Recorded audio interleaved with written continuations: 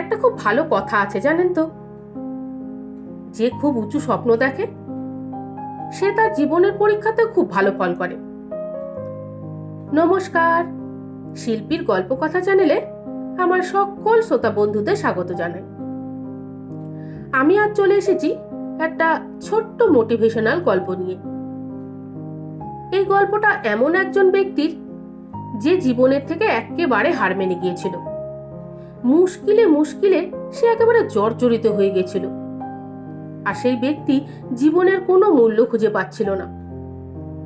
সেই জন্য সে ভগবানের সামনে বসে পুজো অর্চনা করতে আরম্ভ করে দিল। সেই ব্যক্তি একদম ঠিক করেই নিল যে যতক্ষণ ভগবানকে সে দেখতে না পাচ্ছে ততক্ষণ সে পুজো থেকে এক পাও সরবে না। একসময় তার পুজোতে খুশি হয়ে ভগবান দেখা দিলেন, আর সেই ব্যক্তির কাঁধে হাত রাখলেন। ভগবানকে নিজের সামনে দেখে সেই ব্যক্তি তো একেবারে চমকে উঠল। তখন ভগবান তাকে বললেন, ভয় পেও না বৎস, আমি তোমার পুজোয় খুশি হয়ে এসেছি, বলো তোমার কি চাই। তখন সেই ব্যক্তি বলতে লাগলো, ভগবান, আমি কিচ্ছু বুঝতে পারছি না, আমার জীবনের কোনো মূল্য আছে কিনা আমি সেটাও বুঝতে পারছি না, আমি কি করব, কোথায় যাব, কিচ্ছু বুঝতে পারছি না। এমন ভাবে সে তার জীবনের দুঃখের কথা ভগবানের সামনে বলতে লাগলো। তখন ভগবান তাকে একটা সুন্দর লাল চকমকে পাথর দিয়ে বলল, যাও এই পাথরটা নিয়ে বাজারে যাও, আর সারা দিন সন্ধে পর্যন্ত ঘুরে ঘুরে সবাইকে পাথরের দাম জিজ্ঞাসা করে এসো, তারপর আমি তোমাকে তোমার প্রশ্নের জবাব দিয়ে দেব। তখন সেই ব্যক্তি বেরিয়ে পড়ল সেই লাল চকমকে সুন্দর পাথরটা নিয়ে। সবার প্রথমে সে একজন ফলওয়ালার কাছে গিয়ে বলল, ভাই, আমার কাছে এই লাল সুন্দর চকমকে পাথরটা আছে, আপনি কি এটা নেবেন? তখন ওই ফলওয়ালা বলল, ঠিক আছে ভাই, নিয়ে নেব, ভালোই তো লাগছে দেখতে পাথরটা, কিন্তু আমি এর বদলে আপনাকে 10 কেজি আম দিতে পারবো, এর থেকে বেশি কিছু পারবো না।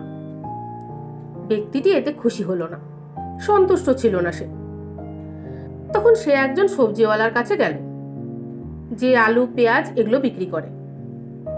সেই সবজিওয়ালাকে গিয়ে বলল, ভাই, আমার কাছে একটা সুন্দর লাল চকমকে পাথর আছে, আপনি কি এটা কিনতে চান? তখন সেই সবজিওয়ালা বলল, সে ভাই আমি নেব, কিন্তু এর জন্য আমি আপনাকে 10 বস্তা আলুর বেশি কিছুই দিতে পারবো না। ওই ব্যক্তিটি এতেও সন্তুষ্ট হলো না, তাই সেখান থেকে চলে গেল। তারপর সে ঘুরে ঘুরে বাজারে নানা দোকান খুঁজতে লাগলো, যে কোথায় গিয়ে সে তার এই সুন্দর পাথরটা দেখাবে, যে এটাকে ন্যায্য দাম দিয়ে কিনতে পারবে। এমন সময় তার চোখে পড়ল একটা সোনার দোকান। তখন সে তাড়াতাড়ি সেই সোনার দোকানে ঢুকে পড়ল, আর দোকানদারকে গিয়ে বলল, ভাই, আমার কাছে একটা লাল সুন্দর চকমকে পাথর আছে, আপনি কি এটা কিনতে চান? তখন সেই সোনার দোকানদার বলল, কই দেখান। আর যখনই সেই ব্যক্তি ওই লাল চকমকে পাথরটা তার ব্যাগ থেকে বের করলো, তখন সেটা দেখেই সোনার দোকানদারের চোখ তো একেবারে কপালে উঠে গেল।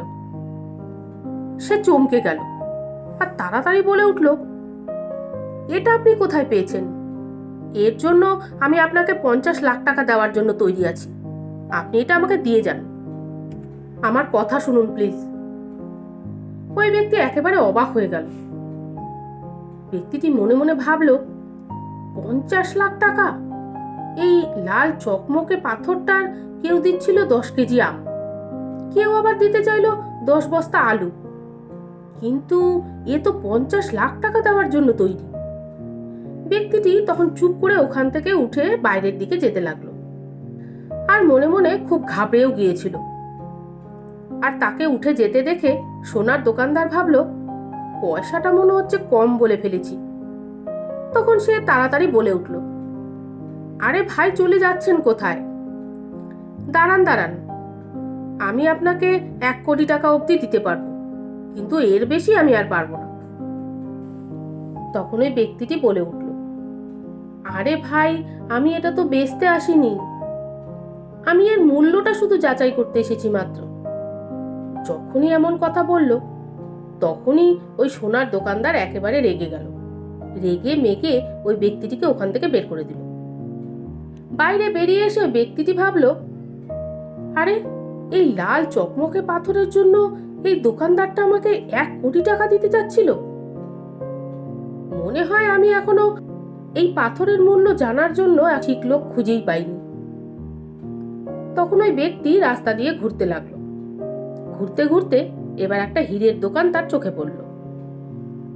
সে হীরের যে ব্যবসা করে তার কাছে গিয়ে ওই লাল চকমকে পাথরটা দেখিয়ে তার দাম জিজ্ঞাসা করলো।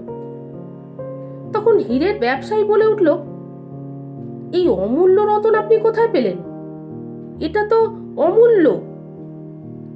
আপনি এই পাথরটা আমাকে দিয়ে যান, তার বদলে আমার দোকান থেকে আপনার যা যা মন চায় তাই নিয়ে চলে যান। তখন ব্যক্তিটি মনে মনে একটু অবাক হলো। সে তাড়াতাড়ি করে বলল, না না, আমার কিচ্ছু চাই না, বলে নমস্কার করেই ওখান থেকে বেরিয়ে গেল আর সোজা একেবারে ভগবানের কাছে গিয়ে থামল। গিয়েই ভগবানকে বলল, ভগবান, এই পাথরের মূল্য কারোর কাছে 10 কেজি আমের সমান, আবার কারোর কাছে 10 বস্তা আলুর সমান, আবার কারোর কাছে এটা 1 কোটি টাকার সমান, তো কারোর কাছে এটা অমূল্য। আমাকে এবার এটা বলুন তো যে আমার জীবনের মূল্য কি? তখন ভগবান বললেন, বৎস, তোমাকে এটাই তো বোঝাতে চেষ্টা করছিলাম। এই যে লাল চকমকে পাথরটা দেখছো, এটা তোমার জীবন। আর তোমার জীবনের মূল্য কারোর কাছে 10 কেজি আমের সমান, কারোর কাছে 10 বস্তা আলুর সমান, তো কারোর কাছে অমূল্য। তাই জীবনের সঠিক সময়ের অপেক্ষা করো আর নিজেকে তুলে ধরার, নিজেকে প্রতিষ্ঠিত করার চেষ্টা করো।